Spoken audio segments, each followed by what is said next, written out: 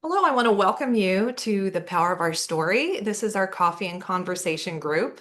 My name is Sarah Carell. I'm the founder of the Power of Our Story.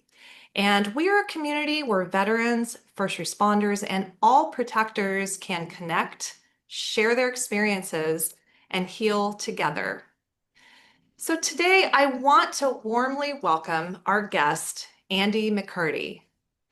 And Andy shares, I live in Pierce County, Washington with my wife and three kids. My wife is the executive director of an equine assisted physical, occupational, and speech therapy clinic for children with disabilities, where my family and I spend most of our free time assisting the patients or caring for the herd. I also coach after school programs through our Police Activities League, including Badges and Barbells Weightlifting, and serve as the board vice president for Code 4 Northwest, a resource line for first responders. I am currently the deputy chief of Sumner Police Department. I have been working in law enforcement since 1991 and spent most of my career with King County Sheriff's Office. I am actively involved in peer support and advocacy for first responder mental health. I am also a subject matter expert and trainer on trauma-informed investigations and school safety. So, Andy, it is a pleasure to have you here. Thank you so much for coming on, and we'd love to hear about yourself. Awesome. Well, thanks for having me. Yeah, I think we connected on LinkedIn, and I'm always just really curious about these types of programs. I'll get into my kind of backstory in a few minutes here, but I'm a person who, like a lot of you, have experienced a lot of trauma on the job and in my personal life. And as even though I've seen a therapist my whole life, and I've participated in a lot of different types of programs to kind of help figure out how to manage stress and trauma and everything else.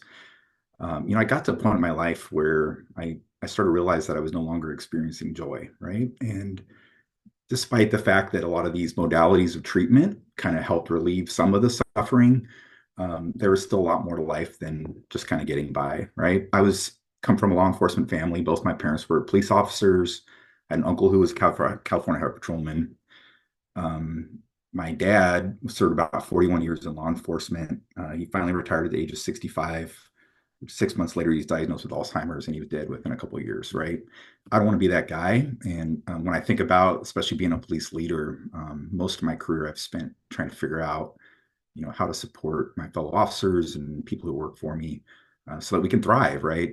This is, I think being a cop is the greatest job that ever existed, right? There's nothing else I'd want to do with my life. But I do think that there are, residual impacts on who we are as human beings because of the things that we see and do.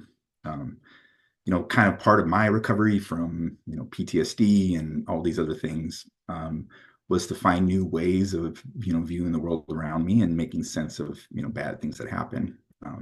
So I want to take a moment.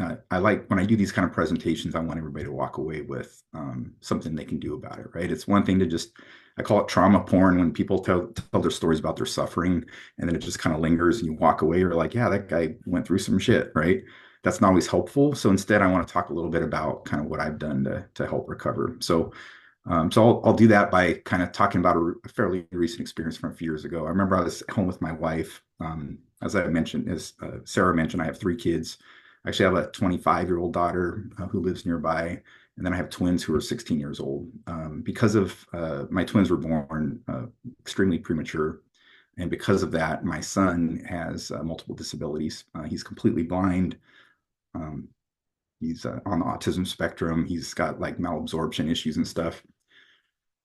He's still my easiest kid because he's my boy. But despite that, you know, it's funny because when your trauma, especially when you have a lot of trauma in your occupation, work often doesn't feel like a safe place, right? And then you come home, and because of trauma around medical issues or whatever else is going on in your life, when home is also not a safe place, you really start to find ways to distract yourself from that.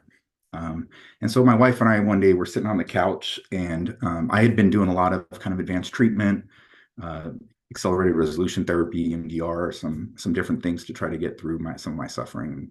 Uh, And although I was feeling better, we were sitting on the couch. My wife has a couple jobs. One of them is an internet-based home decorating business, and she's always on social media. I hate social media, and so she'll be on her phone. I'll try to do something else to stay busy. My kids are upstairs, probably on their electronics. And I remember it's a beautiful day out. I'm sitting on the couch, and I read every news story there was to read on my phone. And I'm like sitting there thinking that I was bored. And I start to reflect. I'm like, I'm sitting next to this, person I love more than anybody in the world. My kids are upstairs, they're distracted. And I realized I wasn't bored. I was lonely, right? And when we really start to realize like not being present, not appreciating, having gratitude for what we have is one of these, as I mentioned, residual issues around, what we have when we face traumas and stressors in life, right? If we don't deal with them properly.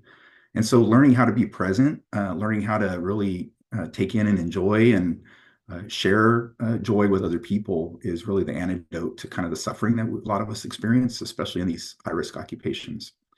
And so it really caused me to step back and reflect on all of these things I've been trying to do to feel better and start to realize that, the answer was, off all this time kind of sitting right in front of me. And the hypervigilance that I've developed over my career often was something I would, mistake for courage because I would, put myself into the most challenging assignments or volunteer for, extra duty things or volunteer to take on big projects because, I just didn't feel safe, facing my reality and my, that moment in time, right? And it's sad because you look back and you lose years of your life and opportunities over years to enjoy the time with your loved ones. And so, kind of what I've gone through is this whole process of trying to figure out how to not only for myself but to share with others how to kind of reconnect with who we are.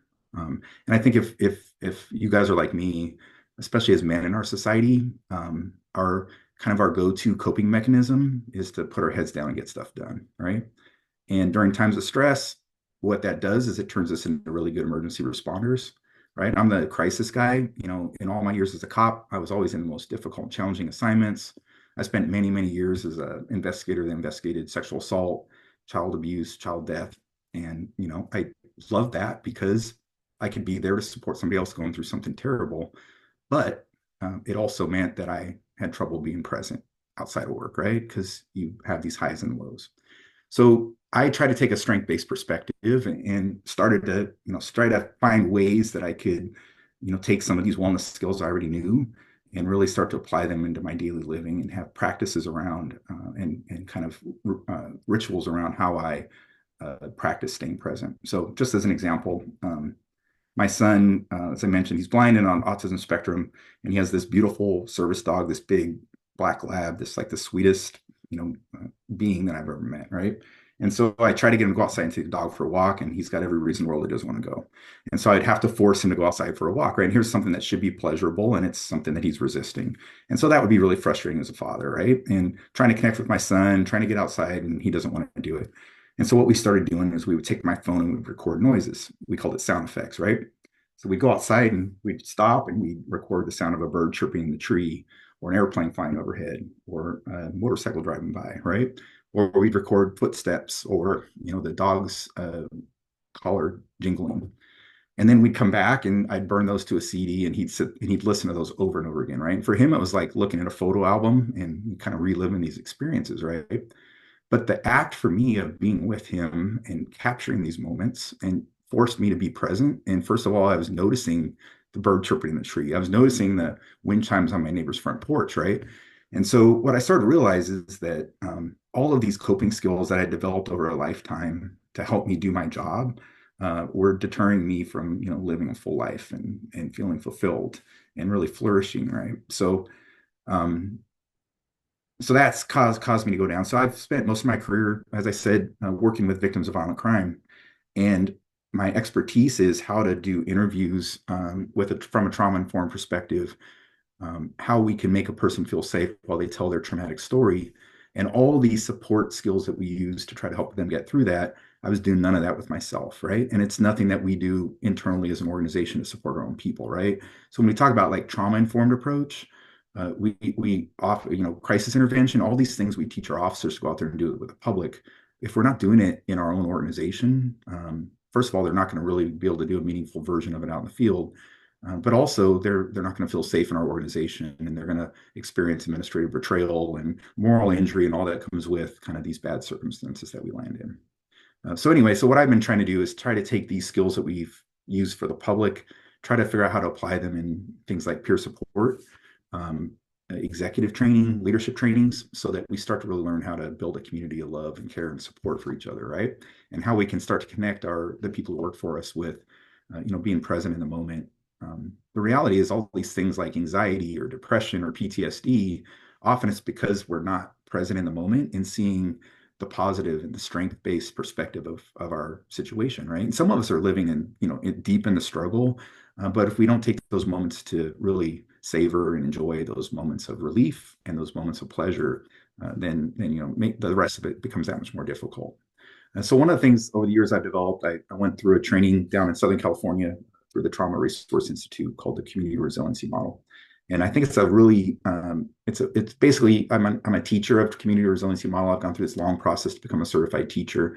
And I went through the training to incorporate this model of nervous system regulation into sexual assault victim interviewing. And I've gone around and taught police officers all over the place about how to do this. And so I want to give you guys a quick version of some of this, because what I found is it works really good in an interview environment. It works best if I do it on myself first, because if I'm calm, if I'm present in the moment, it makes me a much better interviewer. It also makes that person feel much safer and more comfortable sharing their story. So I'm going to tell you guys a little bit. I'm going to show you one of the skills, and then encourage you to kind of experiment with it. There's an app called the iChill app that goes with it, ICHILL, and it kind of gives a little more detail about this. So I'm going to invite you all to kind of play along with me. You don't have to. But the first thing I want you to do is, if you can move back a little bit from wherever you're sitting so that your hands are free. I want you to plant your feet on the ground. I want you to start by just holding your palms up toward the air, toward the ceiling. And I want you to shift your attention to the palms of your hands. And I just want you to pay attention to what your hands feel like.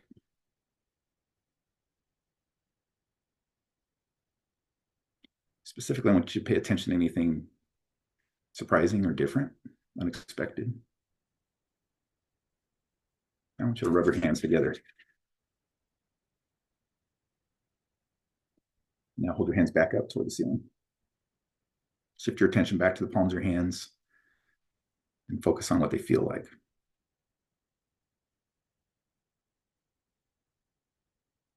Okay, you can relax. So first, when you put your hands up toward the ceiling, what did you notice? What did they feel like?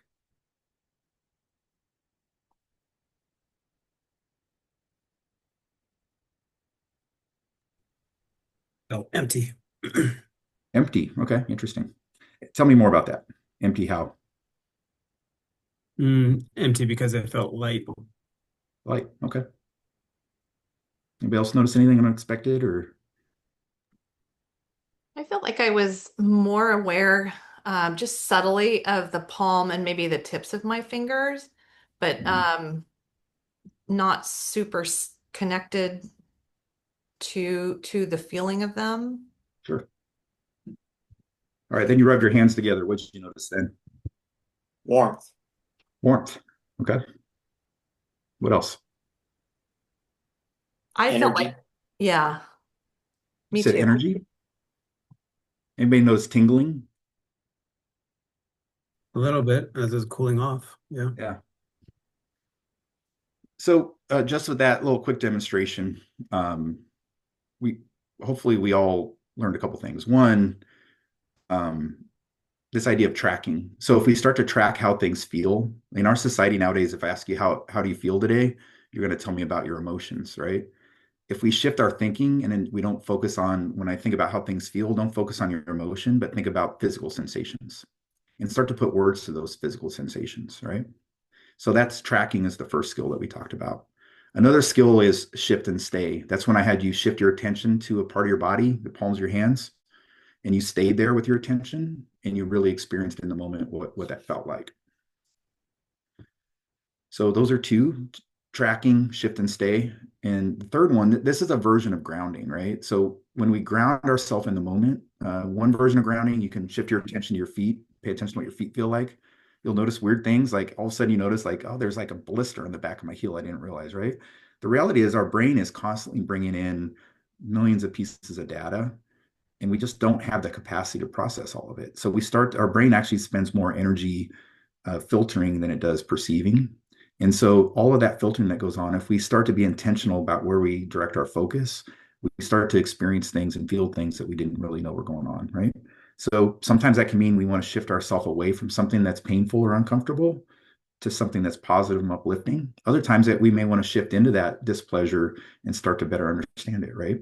But if we're intentional and strategic about when we shift away from pain and we start to focus on something that's neutral or positive, it starts us to be more present in the moment and be grounded in what we're truly experiencing right now.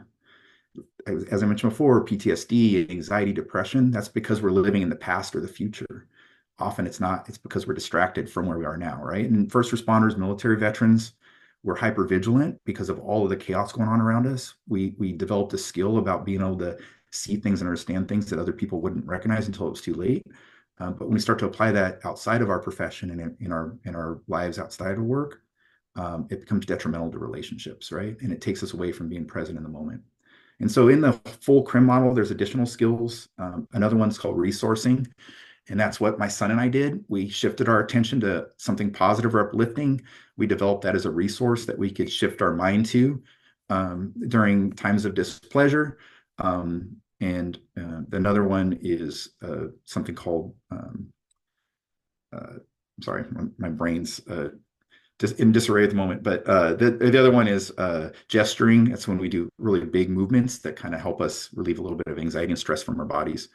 And then the last one is something called help now strategies. And that's where we do really specific things that help regulate our nervous system. As an example, we may push really hard against a wall or an immobile object, and that starts to center us in the ground around us, right? And so what I found is like these skill sets, the reality is it's a lot of different moving pieces. But I think the most important one when we start to talk about tracking is as we start to do these different skills to try to bring ourselves into a place of pleasure, shift your attention inside your body and pay attention to your nervous system.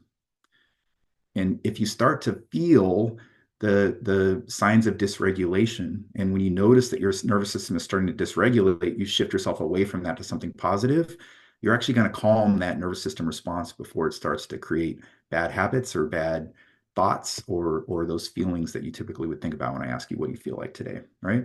And so again, I found it to be really powerful. We talked about tracking. That's when we pay attention to what things feel like. Ideally, we're constantly tracking our nervous system. We're noticing signs of dysregulation.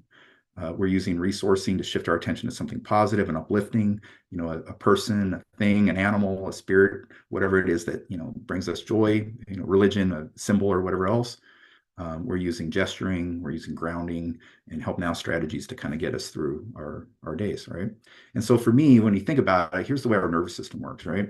If you think about my arm as being a model of my nervous system, my forearm is my spinal cord.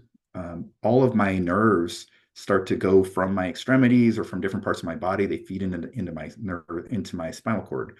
The spinal cord starts to take that data and information up toward my brainstem. And what happens is once it reaches my brainstem, the system starts trying to filter that information. Laying on top of that brainstem is our amygdala, and those are almond-sized organs on opposite sides of our brain. The amygdala is kind of our sensory system. And when it notices that something is a threat to us, the alarm goes off, right? And if you think about that alarm going off, that's when we start to shift into our fight or flight, our threat response mode. So the reality is, though, that when the human part of our brain lays over the top of those amygdala, when that amygdala fires the human part of our brain that makes complex decisions and thinks through things and kind of generates emotions, when that turns off and the amygdala is driving our decision making, that's where we start to experience things in a way that it creates these negative emotions around these bad experiences, right? And now in the future, when we start to have this dysregulation that occurs in inappropriate times, it's because that amygdala starts to fire when it starts to see something that looks like that prior experience that was traumatic for us, right? So what I have found to be really powerful about CRIM is we start to notice the dysregulation at the point it's reaching our brain stem. We start to recognize that our breathing rate is going faster, our heart's beating faster, our blood pressure is going up. We start to have that release and cascade of stress hormones that are releasing that start to prepare us for fight or flight. If we notice that early and we use these strategies to shift away from it, not only does it help us perform better during these traumatic situations, but also when it's not a traumatic situation, but our amygdala is firing because it recognizes something that feels similar, we're able to turn that human brain back on and make better decisions, right? And this is where we start to find that, fulfillment and enrichment in life. And so I love this model. If you think about, learning to keep your nervous system calm, if we have these two parallel horizontal lines that run together, and we think about that as our resiliency zone, I call it, right? What we do is we go through life and we stay within that resiliency zone and we start to experience highs and lows. We'll have happiness, we'll have sadness, right? But as long as we stay within our capacity, within that resiliency zone, we can manage life, right? We can experience the things around us. We can be present in the moment. What ends up happening though is when we have a traumatic event, it pushes us outside of our resiliency zone. It either pushes us high outside of our resiliency zone where we become hyper alert, or pushes us low outside that resiliency zone where we freeze and we start to experience things like sadness and depression and isolation, right? And so a lot of us, if you're like me, I always thought I was like going right down the middle of my resiliency zone because I'm the emergency response guy, right? And I can go through the most traumatic situations and it's chaos around me, and I'm the one who walks in there with a cool head and makes good decisions, right? And I thought it was because I was going right down the middle of that resiliency zone. And what I started to really realize when I stepped back and reflected was all these traumatic events I'd experienced had bumped me so low out of my resiliency zone that I wasn't just cool-headed in decision makings, but that I was depressed, right? And it wasn't until I started to realize that it was really a sign of depression, that I wasn't reacting to things that other people were reacting to, until I realized that, I didn't really know what I could do about it. So for me, seeking treatment like EMDR, accelerated resolution therapy, helped me start to re-regulate my nervous system, rewire my brain, but then learning these skills that I can do on a regular basis, even when I don't expect to have to, that's what really made it meaningful, right? So again, I just encourage you to start to, either use a therapist or somebody else who can help guide you through this, or even, a lot of these self-help strategies, if they're done under mentorship with somebody who's knows how to really watch for these more extreme responses like PTSD and can help you deal with that. Now that helps us go out and apply those skills we learn in therapy out in the real world, right? And these are also things we can share with our partners, right? When we run into somebody, we notice they're dysregulated. I now notice when somebody else, has that big exhale, I'm starting to talk to them, they have that exhale, and I'll draw their attention to it. I said, hey, just a minute ago, I noticed you like let out a big breath. How did that feel?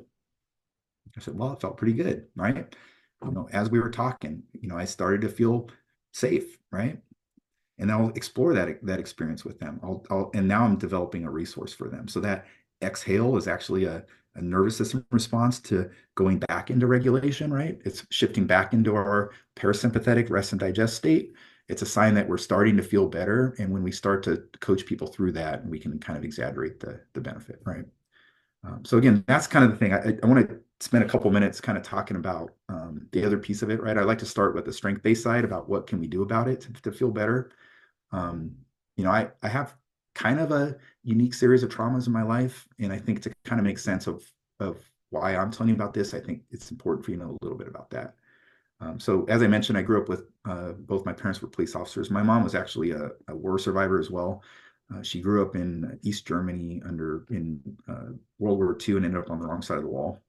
And so until she was the age of 12, she experienced a lot of abuse from Soviet troops. And her family was moved around frequently. Her dad was a pig farmer. Her mom was a nurse. So that they would relocate her family, do raids at their house in the middle of the night, basically kidnap them, move them to a different part of the country to manage a farm or to work in a hospital where they wanted them.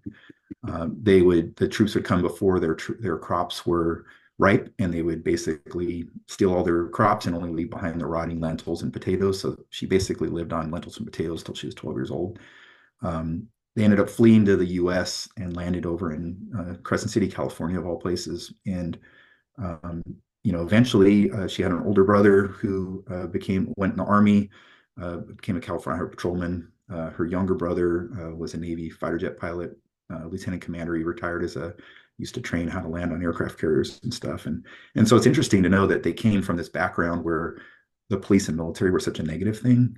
But her family early on, through that kind of that grind, was taught like our response to trauma is to help other people, right? To show up and be like the one that shows up to help others. And then ultimately she became a police officer because people told her she couldn't do it. And she was like, I'm going to show you, right? She didn't do police work for very long. But when my brother and I were born, we were a handful. So she decided to stay home to take care of us. My dad grew up in Iowa. His dad died. He was a lineman working on a power pole and was electrocuted and died when my dad was 7. And so from the time my dad was 7, he was the man of the house. He had to have like 3 paper routes just to bring in money. Her mom had to learn how to cut hair to make money as well. He had an older sister, and he was the man of the house, had to take care of things, right? And so both of my parents were like, hard work was the key to success. Showing up for other people, whether it be through church or through an occupation that was service oriented. That's kind of what my brother and I were taught early on. My dad made my brother and I both get jobs when we were 12 years old because we had to work, right? It was about, learning to be a man and learning how to be, resilient and so on and so forth. And, I reflect back, and as much as I'm grateful for that experience because it made me who I am today, that whole idea of the way we cope with stress is we put our head down and get shit done.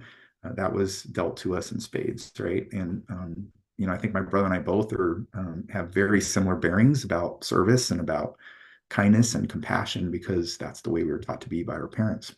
I had a cancer when I was a kid, and I think I was 12 or 13 when I had cancer, and the treatment was luckily it was caught fairly early. I had some surgeries to remove it, and I was able to recover from that. But I just remember in that experience, I had gone from the happy-go-lucky kind of class clown, and that experience of having cancer, again, I remember while I was receiving a diagnosis and having to go into surgery, I felt like it was my job to help my mom through that, right? And it was interesting to reflect back about kind of like what that does to your development as a person and as a man to know that, even when you're under stress, it's your job to show up for others. And it wasn't because she was, you know, inappropriately leaning on me or anything like that, but it was like it was my job because I knew that this was going to impact her, right? What it did though is interesting. She talks about my change in personality from being the class clown, getting in trouble all the time, to being very driven, right? And again, this is what I talked about before. We often develop hypervigilance that we mistake for courage because we'll do courageous things to distract us from that thing that's right in front of us we don't want to deal with, right? And so I kind of went through my life. Obviously, because I had cancer, I always wanted to go in the military. I wanted to go to West Point, and so I kind of went through that process for appointment and so on. And I found out after repeated tries that I was permanently disqualified for military service because of my history of cancer. And so I was already a police explorer, and growing up in a family of cops, I ended up getting hired when I was 17 as a community service officer with Pleasanton Police Department. And I was 17 years old. The first day I showed up to work, they found out they'd never hired anybody so young, and they figured out that I couldn't drive a city car till I was 18. So I had to work dispatch for 3 months until my birthday. And so literally I've been, wearing a uniform since I was 14 as a police explorer and being paid to do police work since I was 17. My first assignment was patrol support services. So I wore a uniform, drove a police car at the age of 18 while I was still in high school, going out there and patrolling. And I didn't carry a gun. I was unarmed. I would do mostly like crime scene processing and traffic collisions and stuff. But at that young an age, you really starting to get exposed to the worst in humanity, right? Even in Pleasanton, which is a community of privilege, there's not a lot of violent crime, right? But you really start to thrive off of like that chaos and getting in there and exposing yourself to other people's trauma and then trying to be a fixer and make it better, right? So anyway, fast forward, I ended up working for King County Sheriff's Office for many years, and I always was proud of the way I approach my work. I've always been a natural leader. I've always been a very compassionate, kind, and caring person. But for me, I went through this series of things. First, my kids were born 4 months premature. My son was 1 pound 3 ounces at birth, and his twin sister was 1 pound 9 ounces, right? So literally like the size of Barbie dolls. And my son got very sick from the very beginning. We had a friend who was a priest, and she came to the hospital and administered last rites a couple times because we didn't think he'd make it.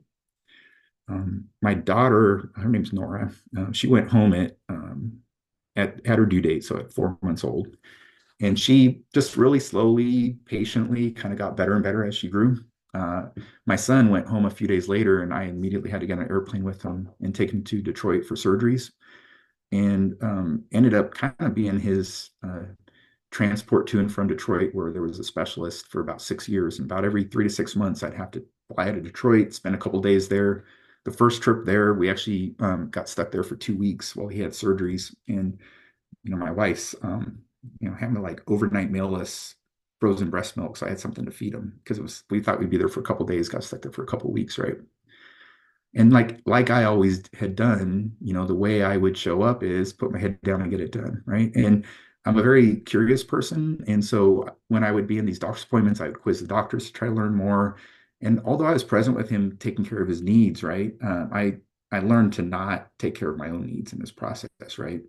And I think as a father and as a parent and as a good human being, when somebody else is suffering, that's what we do, right? The problem is our human bodies and our brains and our nervous systems aren't prepared to do this for the long haul, right? We can do this for short periods of time. On the job, I'll go there and I'll handle a crisis call, and then I get to go home at the end of it, right? But again, as I mentioned before, when you're dealing with these crises at work and then also at home, it's unsafe. It really starts to make us perceive the world very differently. Um, Kind of fast forward, my son and his twin sister are starting to get better. And then my dad develops Alzheimer's. My mom is his primary caretaker. Eventually he dies. And, he's sitting, but, my dad was a superhero for my brother and I. He kind of, taught us everything about police work and manhood and so on. So, sitting by his side when he passed away, it has a huge impact on you, right? And watching how he suffered in the end. My dad was an Oakland cop for many years back in the 60s, very old school policing, but he was so community oriented and so connected with the community. He was kind of like the community police officer before that even existed, right? He was on a walking beat in downtown Oakland, like the only white guy around all by himself, having to go handle calls, right? And so anyway, he's in the old folks home, and they would call me in the middle of the night, like, "Hey, can you come down here and talk to your dad? He arrested another resident again, right?" And I remember there was one guy that he arrested 3 or 4 times. I finally go down there one time and trying to calm my dad down, and the guy happened to be African American. And I remember talking to the manager of the facility, was also African American, and my dad thought it was his old beat partner named Booker. And so my dad would always be over there talking to Booker, who's actually not Booker, right? And so I went in there and I'm talking to this guy Booker, and I'm like, I don't understand why my dad keeps arresting the one black guy in the facility all these times, right? My dad is the least racist person I know. He's like, no, no, your dad still got it. That guy he keeps arresting, he's a convicted felon, right? And so, but it's funny, like these residuals of what we do and what we know are going to live with us for their entire lives, right? And so anyway, my dad passes away. Fast forward a couple years, my best friend, my academy mate, a guy who I raised my oldest daughter with because he had a daughter the same age. He ends up dying from a heart attack on duty, and he literally like isn't feeling well. He goes to the hospital. They do a stress EKG. He goes out in the parking lot in the middle of the shift. He dies in his car, and he doesn't show up home at the end of the day for dinner. And his wife's calling around. They ping his phone and find him in the parking lot and go find him dead. And so he left behind his wife and 2 teenage daughters. And, I'm dealing with my own stress, and then I have my best friend pass away. And because of what I'm dealing with, I am not able to show up for his wife and daughters the way I wanted to, right? And so not only do we start to collect the traumas, but we start to collect guilt, right? Or shame around how we reacted to these traumas or for not showing up for people, right? We start to layer trauma with shame and guilt on top of it. That's where these typical modalities of treatment aren't really working until we truly can be in an environment where we're able to face that guilt. Fast forward a little bit more, and my other best friend who used to coach with me at a gym, um, super interesting guy. He was actually a paraplegic that got in a snowboarding accident in high school. He lost feeling from the nipples down and then was able to relearn how to walk. And he was a CrossFit coach with me, right? Just a phenomenal guy. He ends up developing the same type of cancer I had and then died from it. So that really impacted me. He left behind a wife that was really struggling after the fact, right? And so for me, all these things that went on, it started to really severely impact my sleep. The first like signs of PTSD that I really started to show up for me were physical injuries, right? I'm a weightlifting coach. I coach athletes and sports performance stuff. And I was doing a coaching thing for sprint drills, and I ruptured my soleus tendon that runs up behind your calf muscle. And super painful injury. Luckily, it wasn't a complete rupture, so I was able to do a few months of therapy to rebuild it. As I'm rehabbing for that, I blow out my SI joints in both sides of my lower back and literally can't stand up straight. I didn't have any feeling in my left leg for like a year and a half. And I'm struggling with that SI joint injury, trying to rehab for that. I'm directing traffic at a detail off duty, and I toss a cone with my left hand and tear my rotator cuff. And then rehabbing for that, I'm in my garage warming up to bench, and I have 10-pound dumbbells on my warm up for a fly, and I have a complete off the bone rupture of my pec muscle. And so now I have to go in and have surgery, and they rebuild my shoulder, reattach my pec, deal with all these other kind of issues, right? And so like the humility of being stuck for 11 months of rehab after a major surgery like that for someone who's very active like me is very difficult, because my coping mechanism is to go out and do more, right? I need to go coach more. I need to work out more. I need to do all these other things, right? And so that kind of time of silence and quiet when I'm trying to rehab and trying to rebuild and restore myself, um, the first thing I had to fall on is my resources, right? My wife, who's, she's actually a social worker. So she understands these things. She knows how to coach me through it. She knows how to support and love me, even when I'm struggling, right? Learning to be present with my kids and appreciate time with them, all those kind of things that I wasn't paying attention to when I was staying busy. So again, rebuilding myself physically has been a big part of it, relearning how to sleep properly and prioritizing that. Um, being able to talk to my therapist and try different modalities of treatment that really start to address the root cause of some of these issues. It was funny. I have a lot of friends who are therapists, and I was having lunch with one of them, and I was talking to him about all these physical injuries I was having, and then my sleep issues and kind of the hypervigilance. And she's like, "When did you get diagnosed with PTSD?" I was like, "I've never been diagnosed with PTSD." And she says, "Oh, really?" Right? Have you ever asked your therapist what they're writing on your diagnosis card? I'm like, never have, right? And so it was really interesting for me to realize, because I was having that cluster of symptoms. And I mean, I've been doing work in peer support forever. I know what these things are. I know this is PTSD. But for me to have this realization and put a label to it so that I knew how to address it and what to do about it was very helpful. So again, I went on a long path with, again, through peer support. Community resiliency model has been a big part of it. Again, teaching that to other people and practicing it with others helps me get better at it for myself. Um, I ended up graduating from Warrior Path. I don't know if you guys have heard of that program. Originally by Boulder Crest, I went through the Washington State version of it through the Permission to Start Dreaming Foundation. For me, that was transformational. What was powerful to me about Warrior Path is that I was forced to unplug from life for a week and just focus on myself. Like one example for me that's really helped me with my recovery is they do a labyrinth exercise, and they do it twice. They do the labyrinth exercise like your second day there. And I'm not a guy who's like, I'm not big on like uniforms or ceremony or any of that kind of stuff. It's not my thing. And so they did this whole like warrior labyrinth, and I was just kind of like, this is cheesy. And everybody in my group's like, crying, and you walk in with a rock, and that signifies what's holding you back. And you wait till all your partners in the middle of the labyrinth, you dump the rock, and you relieve yourself of that burden, you walk out. And the whole time I'm like, yeah, whatever. Well, fast forward at the end, we do the labyrinth exercise again, right? And so I'm walking in there with all my partners, and I was the last one in that time. And I get to the middle, and I was like, guilt.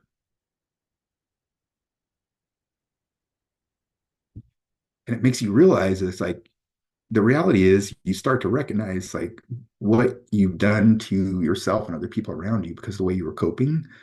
And there is some guilt around that, right? And you're going to keep putting up that wall until you recognize you're part of it, right? And you recognize and start to shift into that post-traumatic growth and that relieving yourself of that shame or guilt around your coping mechanisms, right? I'm lucky. For me, it's not substances. It's a different form of self-harm, right? Overdoing things, overcommitting, not saying no, all that kind of stuff. And so that's kind of that path. I feel like I'm in a really good place now. Right now, I started an executive peer support team through our Washington associations of sheriffs and police chiefs. And so I've recruited 20 other chiefs from the area to kind of go through this process to learn about peer support, not only to help themselves, but to help their other executives in the area. I've been an executive now for 10 years, and it's really lonely at the top, right? It's hard to know who to talk to. Even a lot of the other people you try to talk to are not in the same place as you in that moment. And so when you're suffering, they don't even know how to listen to that. Because typically we're not promoted to executive roles because we're really good at listening to people or being compassionate. So again, it's teaching them those skills so they can share it with others. It's about creating cultures in their organizations and across our profession that's more loving and supportive and create space. I'm also on a board of directors for Code 4, as Sarah mentioned, and we have a major grant for Washington State to develop a robust network of peer supporters and directory of culturally competent clinicians. And so we're really trying to gather the right people in the right space so that when first responders need help, they know where to go, and that they know that the care they receive is going to be appropriate for them and top notch, and it's going to be people who understand them. And it's also broadened. I'm also on a task force statewide for wellness and peer support, where we've broadened the definition of first responders to include co-responders, to include medical examiners, and some other groups and dispatchers and so on that haven't always been included in some of the peer support world. So again, all of that work I think is great for me because it allows me to give back, but it's allowing me to give back without me doing all the work, right? It's about me kind of steering the strategies around it and kind of bringing attention to it, but then really empowering other people to take charge of their own position, helping, whether it be a therapist or another first responder, really know how to help other people, but to do it in a healthy way, right? That whole idea of healthy people help people. I think if we don't take the step back and heal ourselves, then hurt people are going to go out there and hurt people, and whatever we can do to not be that or not contribute to that, I think is important. Andy, oh, thank you so much for sharing. Thank you so much. You articulate your journey so clearly and so deeply. And I just want to thank you so much for even trusting this platform to share with us. I'm really touched by your courage to be so willing to learn, to heal, to share. I think it's really wonderful. I think I was also so touched to hear about just your creativity and wanting to understand how to be present with your son when you're still trying to kind of figure things out where you were in that season. And I just thought that was a beautiful way of doing it. And I'm imagining all that you had on your plate with everything that you shared. And again, I think it's just true courage to be that willing to do your job, serve other people, be willing to learn and grow, and then share what you've been through. So I just want to thank you so much for coming on and sharing. And just want to open it up to everybody in the group here. Jim. I was quick. Andy, thank you. So much of what you shared is a parallel track for me. I was 14 years old, Explorer Scout, job in the fire department at 16, on through retirement, all the challenges that, went all along the way. The over taking care of, putting myself into things, that kind of thing. And there's just so, I got to go back now and listen to this recording because there was so much that you said, but the kind of one of the last things you hit on was that lonely at the top, the, executive networking thing. You're So clearly spot smarter on. because you went fire instead of police. So you figured out early. But it's so spot on. It's something that I talk about with people when I do leadership development, is that, when you're early in your career, you have this huge circle of people that you can engage with. And as you rise up through the organizations, you get to that point where there is nobody, right? And I talk to people about building that network outside of your organization and things, just what you're talking about doing. So that, like I said, there's just was so much of what you shared was such a parallel for me. It was great. Thank you. Well, it's interesting too. Like you bring that up. I worked for that large organization, King County Sheriff's Department's the largest municipal police agency in the state of Washington, and 1,100 employees. 26 different contract cities they provide police service to, and so on. And for me, after all those years there, the grind, I was like the lead of officer involved shooting investigations. I was a team lead on peer support. I was like the guy that they would call to fix things when they broke. I got to this point in my life where I'm like, why? Right? I'm driving to a community that I don't live in to serve a public that I'm not truly connected to. And like to your point, like I made this decision to leave there and I went to Sumner, which is, I don't live in Sumner. I live adjacent to Sumner, right on the edge of it. But I have a 10-minute commute on a bad day. Usually it's a 5-minute commute to work. I shop, I live in that community. My wife's business is in that community. Serving the community that I am a part of completely transforms the way I view my job, right? And I think that for a lot of first responders nowadays, we've created this society where we're not truly connected to the community we serve, and it just makes these traumas worse, right? Because most of our communities want to support us when we go through something bad, right? And there's so much attention given to the groups that don't support us when we suffer. That's the small minority, right? And when we're in this community that we're a part of and we start to feel the love and support when we go through difficult situations, that's what makes this job sustainable, right? So for me, I go into this from this huge agency to a tiny agency. We have 23 commissioned, and it feels like family, right? And yeah, of course, we still have the weird uncle nobody wants at the Christmas dinner and that kind of stuff in our family. But if you think there's no weirdo in your family, you're probably it. So I'm lucky there are some in mine. But it's a great community, a great group of people, professionals who are trying to do good work, and we're just trying to build that culture of care and support. And I think that's hard to find nowadays. So. That's great. Yeah, thanks for sharing that. Rich?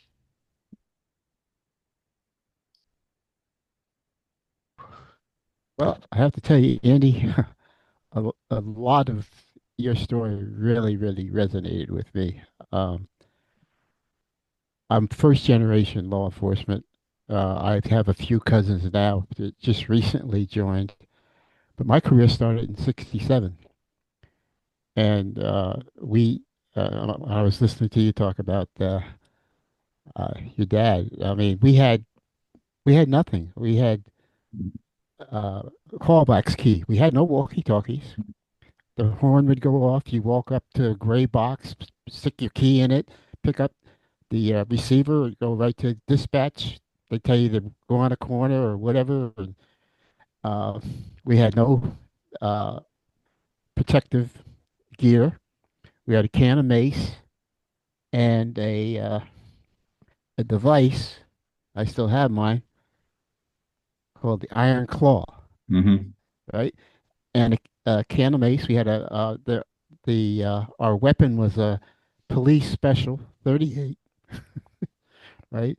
Um, we didn't get walkie-talkies until I want to think maybe 70, 71. Mm-hmm. Uh, our cars, as you can see, a '68 Ford back there. We had whoops, we had let's see, Oh, awesome. uh, uh, no air conditioning, Mm-hmm. vinyl seats, no good time radio, and I mean in the summertime, I mean when you got off, you were just soaking wet. I Yeah. mean, soaking wet. It was unbelievable, you know. Uh, I lost my dad when he was 13. He was World War II Navy, and I wasn't able to say goodbye to him. Uh, and I became at 13 years old. I became the dad. You know, I worked all the summer, my summer vacations in construction, uh, doing roofing, and they had me on a working for the bricklayers one time, and I was bringing over a wheelbarrow full of bricks, and it tipped over, and these guys were pissed because they got that mortar, wet mortar now. They're waiting for these bricks. So, so then they put me on sheetrock duty, but we had uh, no clinicians. I mean, PTSD wasn't even known about until uh, the veterans started coming back from Vietnam. So Mm-hmm. we had nothing there. It was a get up, put you put you on your horse and ride off into the sunset. When I had my assassination attempt in 1980 with DEA, the very next day, this wasn't even 24 hours old. I walked in the office. They threw me in another undercover operation. And I said, "Why?" Well, we're afraid you might freeze up. Uh, after I was able to get some therapy from DEA in 1991.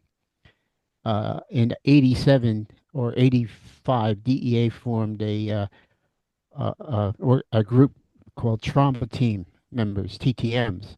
Mhm. And I was in the first group, and we went to Philadelphia for our organizational meeting. And I remember the clinicians talking about, "Oh, you guys are hard nuts to crack because you don't want to talk about anything, blah blah blah." So I raised my hand and I said, "Well, why don't you make it mandatory?" And they said, "Really?" I said, "Yeah, because if you make it mandatory and they see me coming out of some office, I say, hey, man, if I don't go, I'm going to lose my job, or they're going to take my gun and put me on a rubber gun squad or whatever, right?" So, and I was dispatched to several incidents. You know, we were dispatched to, you might remember one of them out there in California where we lost two agents uh, back in 80, 88, I believe it was. Uh, and then we had a couple of chemists. They had a triple, double homicide suicide, right? And after I retired, that's when the demons came out. I went to a therapist, and she said to me, "Oh, you don't have PTSD." I said, "Oh, okay." And the only thing that she wanted to talk about was war stories. You know, tell me another story. Tell me another story. I said, I need help. You know, Mhm. so that left a bad taste in my mouth, and even to this day, I still know I need some help, and I've been exploring, trying to find out someone in the area that I could do some EMDR with, but so far I haven't had any success with that. But I really appreciate you sharing your story, man. It's you know, Yeah, my like I pleasure. said, thank you. Where do you live now, Rich? I'm in Ashburn, Virginia. I'm Okay. about 3 miles south of Dulles Airport. Mm. Yeah. Town near me is Leesburg, Virginia. Okay. And well, Ashburn, if you Google Ashburn, Virginia, we are the data center of the world. Mm. 85% of all internet traffic comes through my town. And I mean, you should see these monstrosities, these data centers. They're unbelievable. Uh, Mm. Well, thank you for sharing that, Rich. Yeah, those stories about the 1960s policing. My dad was quite the storyteller. He makes my brother and I look mild. But just it's amazing. Like you had to be connected with your community, right? oh, He talked oh about yeah. by himself walking around. He's like, Hey, people yell at him like, "Hey, there's somebody getting shot over here." He'd have to run around the corner and handle it. And he couldn't call for help, right? He'd be yelling out, "I'm getting my ass kicked. Somebody call 911." Wait, 911 didn't exist yet. Do you know the 7-digit number to the police department? Please right? call.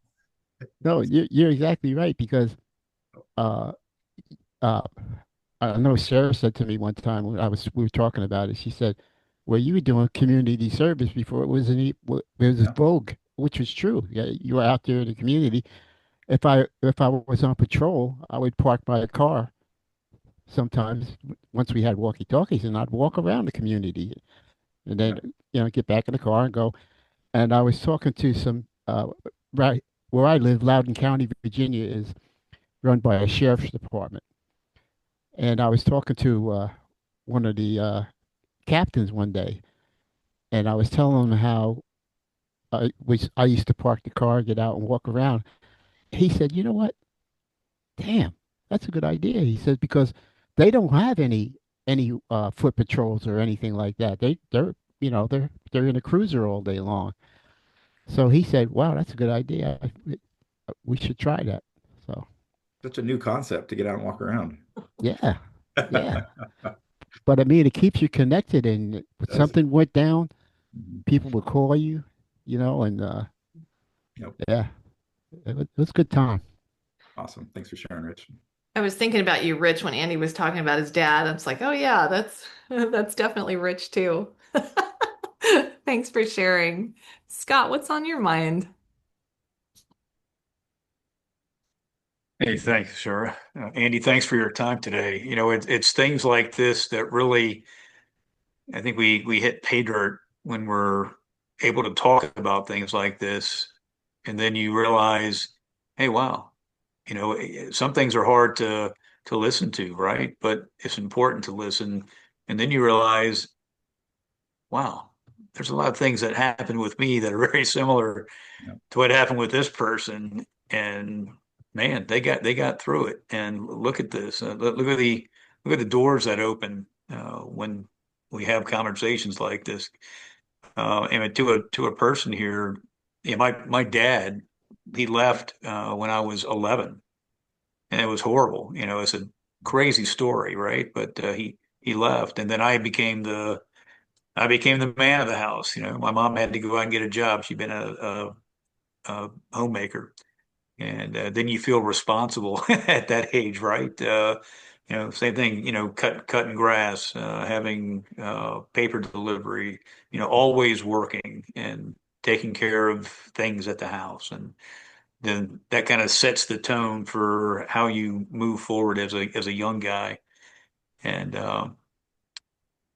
my dad, I finally reconnected with him, a junior in high school, and thought, okay, man, he's a different guy. This is great. He had found religion, and it changed his life. And a year later, he dies of cancer. And Yeah. holy smokes, and it's all these things that happen that you just never expect, right? And then going into the Marine Corps, spending 21 years in the Marine Corps, you talked about, once you start to become senior, how isolated you are, and it is so true. As for second lieutenant, first lieutenant, captain, Marine Corps was awesome, because you had a bunch of other guys just like you. And once you get to the rank of major, lieutenant colonel, it starts to thin out, and that pyramid gets steep, and there's less of you. So you don't really have someone necessarily that you can just talk with Mhm. because of the rank structure. You don't do that with subordinate Marines, right? And the guy is senior, I think you made it very clear. Hey, who can you really trust that's not going to look at you sideways if you tell them some of the things that you may be going through, right? I had some bosses that were good, but I had others that's the last thing you're going to do is try to talk, something that's that important and something that's that sacred. You just can't. It's just not there. So then you talked about being depressed. I had a tough childhood, but hey, I made it. I put my head down. Got things done. And it wasn't until I got out of the Marine Corps that I had somebody who is the gal that cut my hair, and Sarah's heard the story a number of times. Uh, after both my daughters had left and gone on to college, and so they were both out of the house. My youngest had just left. It'd been like 3 months that she had left, and the guy that cut my hair was like, "Hey, can I ask you a question?" I'm like, yeah. She goes, "Is everything okay?" Well, yeah, I guess. What do you mean? She's like, well, you usually come in, you have a smile on your face, and you're talking, and we chat about all kinds of stuff, but you know, past number of months, you've just been very solemn, just quiet. And I can't get anything out of you. What's going on? I don't know, and she's like, you miss your daughter, don't you? And it was like, bam, like a ton of bricks hit me, and I was like, okay, wow, you've just identified what I've been going through. I didn't see it, right? And it was crazy. And so I'd never been depressed. I mean, I've sometimes you feel sorry for yourself, but having that brief conversation with her where it was revealed to me, wow, that's what this is. Okay, now that I understand this, now I know what to do with it, right? And that really helped. And it made me think of all the times when I could have been maybe a little more aware of what other people are going through and have that compassion, have that concern, ask the right questions and to not necessarily just take, yeah, I'm okay. All right. Well, hey, and they go on with something else. I think we owe it to them because of what we've been through to help. And that's absolutely what you're doing. And that's good to see. I think we're going to have to get you and your brother on here so we can as long as I don't have to arm wrestle him, I can outrun him still though. Yeah.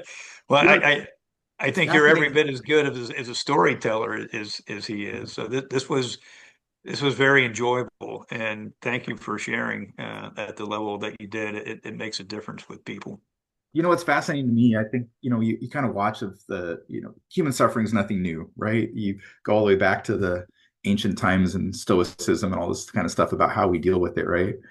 But I think we're finally to a point where we've given people the vocabulary to recognize, maybe start to understand their suffering, but we've done a terrible job of giving them tools that they're willing to use, right? And it's like people want to access what they want, not what they need, um, because there's stigma around it, or there's still fear and so on around it, or they're just, honestly don't have the mentorship and support to face their true struggles, right? And so I think, trying to chip away, and like groups like this are an awesome way to approach it, where we need to start not just, we need to talk about our suffering, we need to better understand it, but like giving people a safe place, giving people the right support tools. Like Rich, you were talking about trying to seek EMDR or different therapy. There's so many things out there now that exist, but we just aren't really educating people about how and when to access it. And I think that's still the missing piece. Like I said, I'm friends with a lot of therapists, and I was down at a retreat in Southern California for a peer support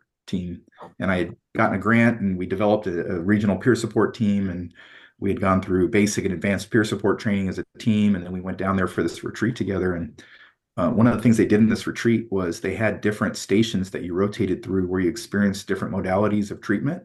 They had art therapy station, and they had a massage therapy station. They did an equine therapy station, and then they did a talk therapy session. And I've done therapy my whole life, and the therapist was actually a friend of mine that was there to kind of run the station. So I went in there with her, and she's like, "Do you want to try something different? You want to try this newer thing called accelerated resolution therapy?" And it's if EMDR is the way they talk about it as therapists, EMDR is like cooking, like you throw in a little salt and pepper and some oil and vinegar, and you kind of mix it all together to your liking, right? ART is baking, right? You have to follow the precise recipe and the timing of it. It's all scripted. There's no deviation from it. And what I experienced with ART was a 1 hour session that brought me more relief than 50 years of therapy has, right? And Wow. it was fascinating. And what it does is they give you these thought prompts, and then you silently think about them while you watch their hand move. And it's similar to, reprogram you do in EMDR, but with ART, the way that they have you think about things, they actually have you think about your trauma, and then you have the opportunity to rewrite your trauma story. And while you're doing that with the eye movement, it makes you step away, and it doesn't like the trauma doesn't go away, um, but how it affects you and your nervous system is almost gone, right? And so it allowed me to like think about these things. And just like an example, I always felt like, the premature birth of my son and all of his illness and disabilities are the trauma. And what I realized in this session was that it wasn't just that, but it was the impact it had on my relationship with my wife, right? And this guilt and grief around this loss of connection with her, right? And so what ART did was it relieved that to the point where I felt comfortable connecting with her, because I no longer felt guilty for, causing my son's disability because of decisions we made with, in vitro treatment, these other things that we did, right? And so then I encourage my wife, we find a local therapist that does it. She goes to ART, same experience, right? And what her underlying trauma was is that she felt guilty as a mother, that she couldn't carry the twins till full term. Mhm. And but it relieved her of that emotional part of it, right? The nervous system no longer was harboring these emotions around these events that weren't her fault. And so for me, like finding those types of treatments, it's really hard to dig through all that's out there now. And every therapist has their own approach that they think is the world's answer to it. And there's some amazing therapists out there, but having the opportunity and the ability to access different approaches and find the one that fits right, and having people who, when you're not in your therapy session, understand that and help coach you through it so you can apply it to daily living. I think that's the part that still needs a lot of work and development. And, these kind of group talks are a great approach to that, because you can share ideas and talk about successes and talk about failures, and you can kind of collectively learn from them. So, I was going to say, Andy, that I'm 4 miles from Boulder Crest, oh, nice. 4 miles. But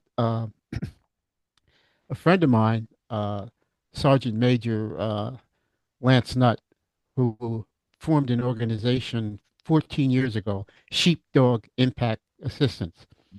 He's got a ranch in Arkansas, and he's been begging me to come out there to go through that 1 week training and then become an ambassador because he said I could do a lot for that organization here on the East Coast because they're not that well known here on the East Coast as Boulder Crest is.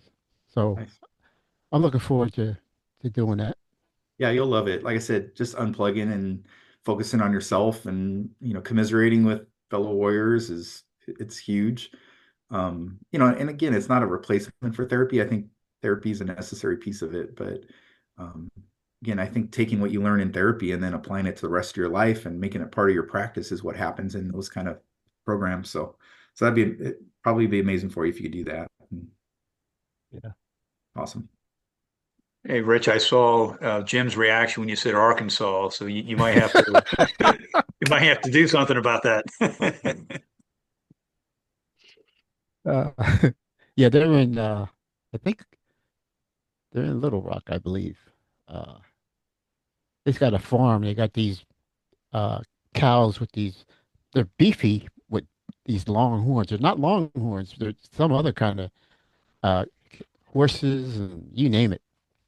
It's a pretty well uh, run facility. Hmm. And they last year he invited me to come on a snow. What do you call those snow machines? I forget what you call them. They were up in Yellowstone, and he said all you have to do is get your airfare out here, and everything's on me. And then he wants me to come to Yellowstone. He said same thing. Get your airfare, everything's on me. So Hmm. uh, we met uh, many years ago. He wrote me a letter, uh, and he said, Rich, I've been in combat, a combat Marine. He said, but I couldn't do what you do.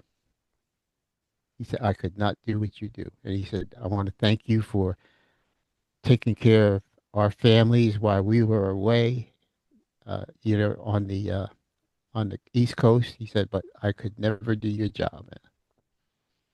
And I was like, wow. Hmm. Hey, Rich, I want to second that. I've said that many a times or as a fireman, as a Marine, how often are you in combat, right? Hmm. You're not. I mean, some folks were more than others, but when you're here stateside, your expectation is when you're done, you go home, right? And you go to work the next day, and you're not thinking that you might not come back. Hmm. And those things cross your mind when you're, overseas and in ops, combat, or even in training. But yeah, absolutely. And then having to deal with all the things socially and culturally on top of all the crime and just the things that you have to witness day in, day out. And then, everyone's different. We all handle things differently. And then going home and, as Andy said, having things in your home that you're having to contend with too. Where do you get that break? Yeah, I think about that a lot. I really Hmm. do. Yeah. You said something to me a few months ago that really that had me. I felt like the Michelin tire man. You said, Rich, I said, you have the bearing of a Marine. I was like, oh my gosh. Yeah, you do, brother. It's probably because you're hanging out with so many Marines up there in Northern Virginia. I Yeah. know the volunteer work you do. But this is the last thing I'm going to say, and I'll be quiet. Rich, as far as all these invites that are coming to you, just grab your Nikes, right? Just Right. do it. Yeah. Yeah. Do it. Yeah. Let's do it. I love that. And Well, Sarah, I want to take what they just said and transition it into kind of parting words, if you don't mind. yes, yes. So, early when you read my introduction, we talked about my wife's work, and the place she runs is called Sundance Circle Hippotherapy. And initially, we started participating there because my daughter's a horse girl. She likes riding. And man, that stuff's expensive, right? So we found this place where her and my wife could go volunteer. She could be around horses, but we weren't paying an arm and a leg to keep her pacified, right? So anyway, they started volunteering down there, and it's just so transformational. Then my son became a patient there. You know, there's something powerful about horses and animals, but horses specifically, you know, they're prey animals and they are very quick to flee. But the moment they feel safe, they immediately go back into sense of calm, right? And learning to connect with them. In Warrior Path, there's an equine experience as well, which I think was really powerful. But I started volunteering down there, and I'll lead therapy sessions or sidewalks. So you basically walk next to the horse so the kid doesn't fall off during therapy sessions. And they have kids with all variety of disabilities. Some of them, you know, nonverbal and you know severe, you know, significantly impacted. Other ones, you know, less so. But anytime, you know, those of us in first responder or military world that, you know, struggle with being present, being connected, if we seek out those opportunities to do something completely unrelated to what's harmed us and connect with other people who have challenges, but they're thriving despite those challenges, I think that's what helps us kind of reconnect with who we are as a human being, right? Seeing these like kids that are, you know, therapy is really painful for my son. He hates therapy, but you throw him on a horseback and it's fun, right? And you see him just grow and thrive because of that connection with this animal, and these other people around him that are supporting him are also benefiting from that. I mean, I think things like those kind of opportunities are ones that we need to, as a society, figure out how to support and be part of, right? So it doesn't have to be hippotherapy is called. Hippo is Latin for horse, and it's a particular kind of therapy where the movement of the horse simulates bipedal movement, right? So kids, especially with missing a limb or something else, not walking bipedally like we're designed to do causes a lot of internal damage and structural issues in the long run. But when you put them on horseback, it retrains their core to kind of balance, and you know, it restores them. But also, like on the occupational therapy side and speech therapy side, you know, connecting and communicating with the horse is a lot more accessible for kids and people. And I think, again, as somebody who suffers from PTSD, when I have to be present and I'm doing it to support somebody else, it doesn't even make me think about the trauma I've been through or my job. You know, that's what I think we all need to figure out how to find, right? What that looks like. I coach weightlifting for a Special Olympics team, and you know, my son does like Special Olympics bowling and basketball and those kind of things. And it's like those things, it's fun, right? And you get to watch these kids that you know, don't get to enjoy a lot of things that their peers enjoy, and you get to be a part of them helping to reconnect. So whatever that looks like, that's what I really encourage people to do if they notice that they're in a bad place, is, you know, go up there and, you know, do something that's benefiting somebody else and um, helps you to be present, I think is the key. And then again, these nervous system things, right? Tracking our nervous system, uh, noticing those sensations of relief or joy or pleasure, and then trying to exaggerate those and relive them later by developing them as a resource we can think about in the future. You know, that's where the magic happens. And, you know, I think that's what peer support can do. A lot of the current models of peer support, I don't think are as helpful as they could be, especially for people like myself. You know, if I go into a traditional CISD, um, it's going to traumatize me more because, right, I'm even if I'm facilitating it, right, it draws me to other people's trauma. It doesn't really help relieve me of it. And I'm really good at putting up my shield, right? Somebody may be facilitating a debriefing, isn't going to know how impacted I am by it. I'm going to walk out of there and be having harmful thoughts, right? And so I think we need to really, as a society, figure out how to better support our warriors in our society and people who put themselves in harm's way. And again, I think the answer is helping us all reconnect to that flourishing and that positive approach. And yeah, there needs to be therapy in the process to kind of deal with that trauma. But in the long run, finding purpose in our lives and, you know, having retirement be something that is more fulfilling in the long run, you know, have reinstilling that sense of service that we all kind of were drawn to in the first place. And, you know, that pride that comes from doing something heroic, right? Um, you know, leading that session in therapy is a heroic thing that I can do, right? That has nothing to do with putting myself in harm's way, but has everything to do with, you know, compassion. And there's a lot of research out there. There's a book called Compassionomics that I love.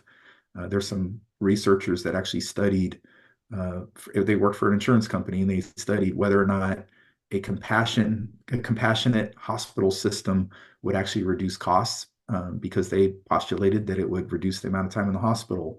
It would improve outcomes, right? And so they studied that and they found out, yes, a more compassionate hospital system actually reduces costs because people are less likely to be re-injured in the future. They're more likely to follow through with recommendations, all these other things, right?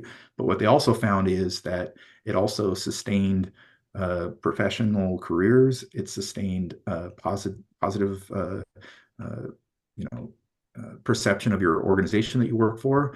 And what they found was that the antidote to depression and PTSD was developing compassionate practices and rituals, right? And so again, I think that's what we're talking about here is, how do we figure out how to take our own suffering and turn it into something that creates opportunities for growth. And so however you find that, like I said, I mentioned a couple organizations. If you want to donate to anybody, my wife's organization is Sundance Circle Hippotherapy. On my side, Code 4 Northwest is a nonprofit resource line. We have a big grant. We're doing a lot of work there, so watch for that, especially if you're in Washington State. But again, go out and find something meaningful, something like Special Olympics or something else where you can surround yourself with other positive people who are experiencing joy. Mhm. Well, Annie, I sure appreciate that. And for anybody who's watching this too, in the description will be these nonprofits. We'll have that contact information there. Annie, this was wonderful. I just want to thank you for taking the time to share your life, to share your perspective, to share, healing modalities. And I just want to share, I want to thank you guys too, Rich and Jim and Scott, for being such a great support on this talk too. Great conversation. So thanks again.